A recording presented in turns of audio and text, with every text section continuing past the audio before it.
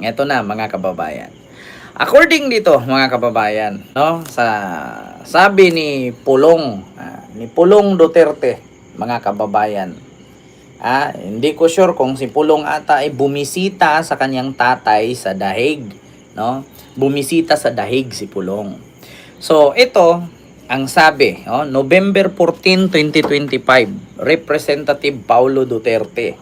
Galing ito sa post ng page ni D. Umano. Meron siyang message si FPRRD for the Philippine Military and for the Philippine National Police. Save the Republic of the Philippines. Maawa raw kayo sa bayan natin. Yan ang sabi, mga kababayan, ni Pulong Duterte. Message daw yan ni Digong. May mensahe umano si dating Pangulong Rodrigo Duterte para sa Philippine Military at Philippine National Police kasabay sa panibagong aligasyon ng katiwalian na ibinunyag ni dating Congressman Saldico na nagdawit kay Pangulong Bongbong Marcos sa umano'y 100 billion project insertion sa 2025 budget. Save the Republic of the Philippines, maawa kayo sa bayan natin, saad umano ng dating Pangulo ayon sa anak nitong si Davao City 1st District, Representative Paulo Duterte. Ngayon mga kababayan, ito na nga kung ikunik-kunik natin itong mga puzzle na to. Bago itong BICAM 2025, nagreklamo na itong si Ugag at saka si Digong na meron daw blanco sa BICAM. Pinirmahan ni Marcos, blanco. Ayan, kung naalala ninyo, tinutuligsa ni Digong yan. Diba? Ngayon mga kababayan, habang tinutuligsa ito ni Digong, mga kababayan, maingay sila. Nag-iingay sila. Sobrang dami nila. Ingay talaga. Grabe kung makaingay sila dahil dito. Kaya ngayon mga kababayan, hindi po nawala ang usaping insertion. Hindi nawala ang usaping BICAM. Hindi nyo ba napapansin, mga kababayan, na simula nung tinuligsa ni Digong itong BICAM budget, lumabas ngayon kay Saldico, BICAM pa rin. 'Di ba? Nung si Digong dati, BICAM. Pagdating kay Saldico, BICAM pa rin. Saan ba talaga si Pangulong Bongbong Marcos sangkot? Sa BICAM o sa flood control? Kasi hindi ko maintindihan eh. Ano ba talaga mga DDS? Hindi ba ninyo kayang sabit si Pangulong Bongbong Marcos sa flood control kaya naghanap na naman kayo ng panibago? Alam mo, hindi na kasi bago sa amin yan mga DDS, lalong-lalo na sa mga loyalista at sa mga kakamping. Hindi na bago sa amin yan. Kung hindi nyo kayang i-insert si Marcos doon sa flood control kasi wala naman talaga kayong makikita, doon na naman tayo sa BICAM. Pag hindi na naman yan lumusot yan sa BICAM, doon na naman tayo sa ginto. Diba? Doon na naman tayo sa ginto sa Bangko Sentral. Tapos hindi na naman lumusot yung sa ginto, doon na naman tayo sa kasalanan ng tatay niya. Ibabalik na naman natin. Alam niyo, hindi bago yan, mga kababayan. Hindi na bago sa atin yan. Hindi na rin bago sa amin yan. Mga kababayan. Bakit? Dati, noong yumaw-yaw si Digong dito sa BICAM, sa GAA, tinuligsa ng mga DDS, si PBBM. Grabe, GAA, BICAM, ganyan-ganyan daw. Grabe, insertion Marcos, bakit may blanco-blanco? Sabing ganon.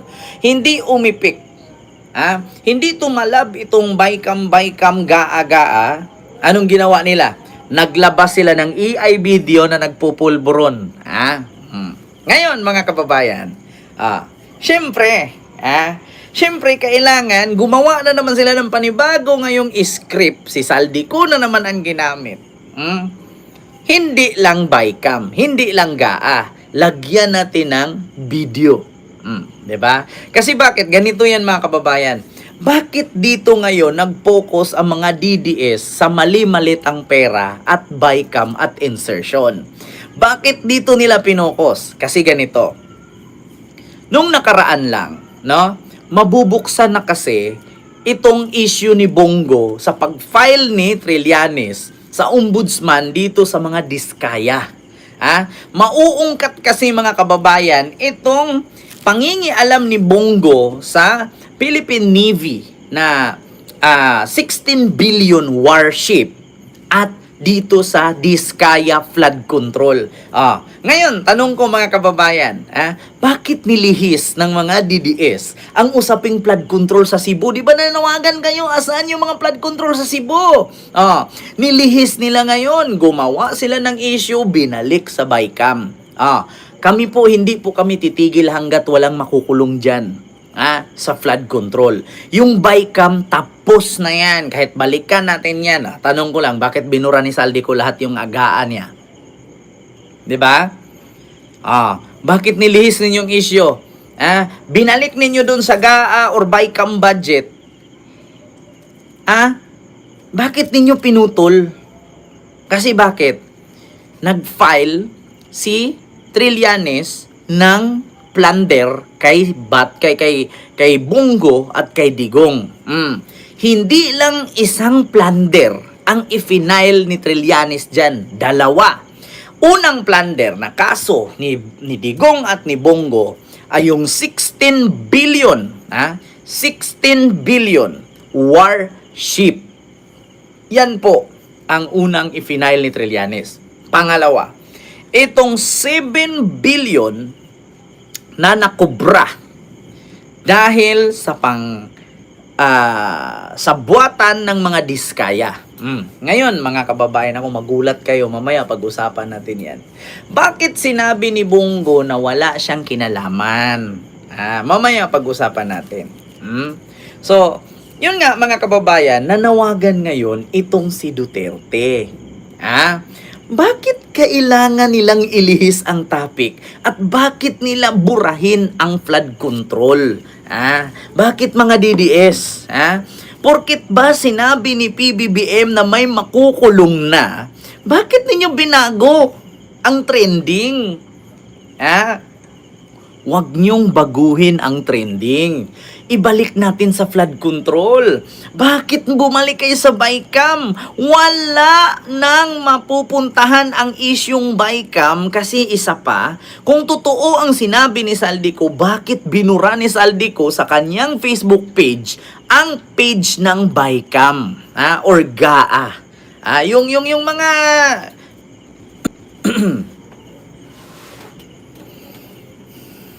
ayan. Mga kababayan, wait lang po pasensya na po. Ayan, dito tayo. Ayan, okay na po ba mga kababayan? Nakabalik na tayo. Mga kababayan, okay na po ba? Ayan, nabunot kasi doon sa saksakan. O natumba kasi yung tripod na tanggal yung saksakan ng wifi.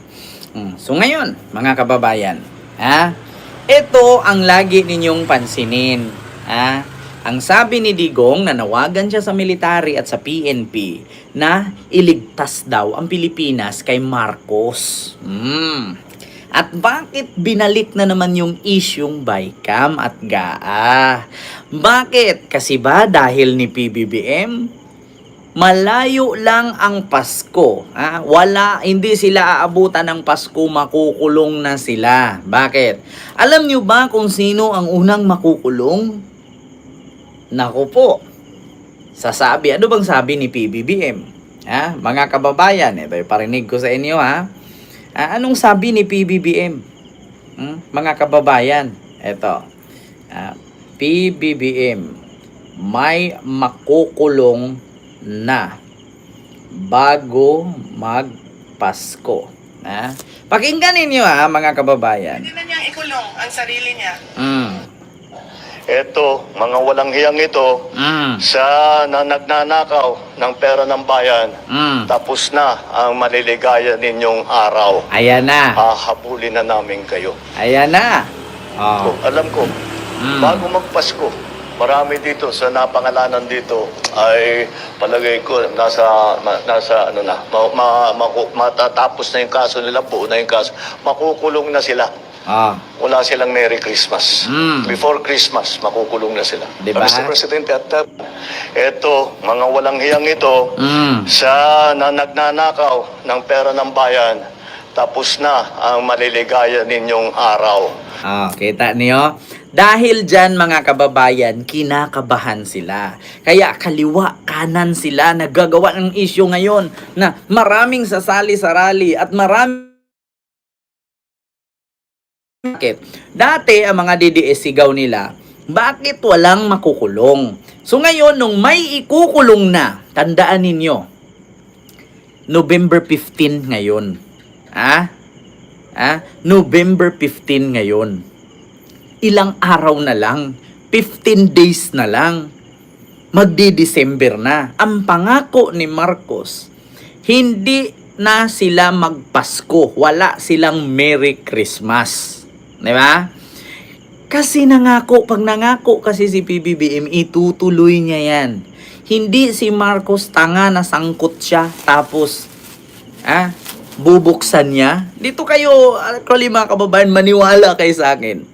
Hindi si Marcos magsalita kung sangkot siya. Ikaw ba naman kung tanga ka?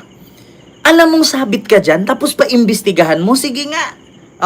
Alam mong sabit ka. Tapos pa-iimbestigahan mo, tapos ikaw nang magsabi na kalkalin ang korupsyon, tapos sangkot ka pala. Hindi ganun. 'Di ba? Ito na ngayon mga kababayan. Sa pangako ni PBBM na to, hahabulin na namin kayo. Ayan. Alam ko, bago magpasko, marami dito sa napangalanan dito ay palagay ko nasa matatapos na yung kaso nila, buo na yung kaso, makukulong na sila. Wala silang Merry Christmas. Yan. Hindi magbibitaw yan kung naalala ninyo. Ayaw ko pangunahan eh. Anong araw ngayon? Anong araw ngayon? Mga kababayan, check ko nga dito sa aking mamahaling cellphone. November 15, Sabado. Bukas, November 16, Linggo. Di ba kadalasan manghuli, hindi weekend? Ako, magsalita ako dito ha, wag ninyong bigyan ng meaning. Wag ninyong bigyan ng meaning. Saturday ngayon, bukas Linggo. Baka sa Lunes may maaaresto. Alam nyo, yung aking radar pa naman, yung aking radar, sabi ko nga sa inyo, di ba? Nung nakaraan, sabi ko, Bato, sabi ko kay Bato, sabi ko, kung ako sa'yo habang wala pang warrant sumuko ka na, gayahin mo si Garma, di ba? Tapos kalaunan, pagkabukas, biglang nagdeklara si Boying, may warrant na siya, di ba? Sabi ko sa inyo. Ngayon, sabi ko sa inyo, Sabado ngayon. Sabado ngayon. So, walang pulis. Bukas Linggo, wala rin pulis. Baka Lunes. Baka Lunes. Kasi napansin ninyo mga kababayan, pumunta si PBBM sa Timor-Leste. Unang araw. Pangalawang araw, may minimit siya doon mga Pilipino, tapos business trip. Tapos pag uwi niya after 3 days, na-aresto si Tebes. Tandaan nyo yan. Kada magbitaw ng salita si PBBM, 1, 2, 3, 4 na araw, may mangyayari. So tandaan nyo yan. Nagbitaw si Marcos kahapon, Sabado, Linggo, walang duty. Baka Lunes, Martes, may maaresto na. Baka lang. Huwag nyo akong paniwalaan Huwag nyo akong paniwalaan. Nagre-react lang. Opinion ko lang ito. Sabado, Linggo, wala naman talagang duty yan. Ito I will tell you frankly. Dito tayo sa salitang I will tell you frankly. Sabado, Linggo, walang duty. Day off kadalasan yung iba, day off. Sabado, Linggo. Tapos, Linggo, rally. Ito, pangunahan ko na kayo Opinion ko lang to. Rally. So, yung mga tao, doon na focus sa rally. Focus sa rally. Sige, trending lahat. Ayun, nakaabang ang social media doon sa rally na gaganapin. Paano kung habang kaguluhan doon sa rally, biglang isabay yung aresto? Kasi di ba 16, 17, 18 ang rally nila. Paano kung doon sa kaguluhan na yon na nabisi ang tao sa kakatutok sa rally, biglang may inaresto? Nagtatanong lang, paano nga? Paano nga? Ako, ayaw ko nga sabihin, mapagalitan na naman ako nito eh. Mapagalitan na naman ako nito eh, di ba? Pasensya na, mga kaibigan. Habang doon na busy ang mga tao, ang media, di ba? Na busy ang tao sa social media dahil nanood sa rally. Kasi syempre ano yan eh, kaabang-abang yan. Kasi kung ilang milyon kaya ang dadalo sa rally, gaano kaya kadaming tao niyan? Syempre busy ang tao. Paano kung habang busy ang tao niyan, 16, pagka 17, 18, biglang may inaresto? Kaya ito ang sabi ni Digo ngayon. Panawagan ni Digong sa military at sa PNP, save the Republic of the Philippines. Bakit? Nako, alam niyo sa totoo lang mga kababayan, ayaw ko talagang pangunahan nito eh. Reaction ko lang to nagtatanong lang. Kumakati yung ulo ko mag-isip. Alam, bigyan ko kayo ng clue. Pakiramdam ko, may maaresto this next week yata or next second week. No, mga siguro 20, lagpas 20. Nararamdaman ko na ang maaaresto ay yung lugar niya merong imbaka ng tubig sa panahon pa ng Kastila. Meron sigurong maaaresto na imbakan ang lugar niya, no? Ang tatay niya artista, politiko din. Tapos yung lugar nila, yung ilalim ng lugar nila, merong malawak diyan na parang imbakan ng tubig nung panahon ng mga Kastila. Merong underground water system. Ayun yun mga kababayan. Yung lugar nila, noong panahon ng mga Kastila, merong underground water system. Ang tatay niya artista, politiko din. Alaka? Wala akong sinabing pangalan. Hindi ko kayo sinabing maniwala kayo sa akin.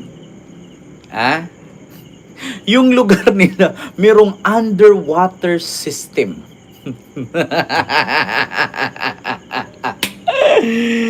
Ay, nako. Ayaw ko na magsalita.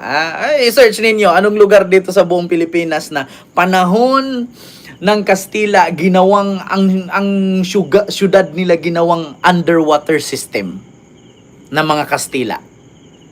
Na pwede mo ngang puntahan ngayon eh. Pwede ka ngang pumunta doon manood eh. 'Di ba? Secret. Kaya ngayon mga kababayan, itong si Digong sabi niya, EFP and PNP, save the Republic of the Philippines. Halos lahat kasi mga kababayan ng lugar, ng mga makukulong ngayon, panahon ni Digong, mga kaalyado niya yan. Nako, bahala na. Tapos, parang gusto kong kumanta na, ako'y isang sirena, kahit anong gawin nila, bandera ko'y di tutumba. Ako'y isang sirena. Nako, Diyos ko. So, yun lang yun mga kababayan. Hindi na ako magsalita Wala akong sinabing pangalan. Wala rin akong sinabing lugar. Clue lang. Basta ang tatay niya artista, tapos politiko.